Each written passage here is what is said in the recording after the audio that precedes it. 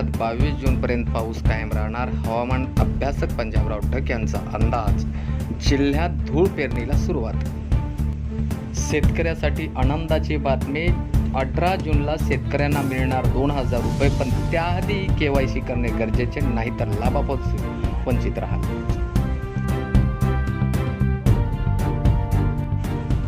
कंधार तालुक्यातील कवठा येथे गजानन येरावार यांच्या कृषी साहित्याच्या दुकानामागे असलेल्या घरावर 6 शस्त्र दरोडेखोरांनी हल्ला केला आणि गॅस कॅटरने लोखंडी गेट आणि दरवाजा तोडून घरात प्रवेश केला आणि तलवार व खंजीरच्या धाकावर 40 तोळे सोने व रोख रक्कम 20 ते 22 लाख रुपये घेऊन दरोडेखोर पसार झाले आहे. प्रचंड हस्तीखाली असलेल्या कुटुंबांनी सकाळी पोलिसांना माहिती दिली. पोलिसांनी तपास सुरू केला असून दरोडेखोरांचा शोध सुरू आहे.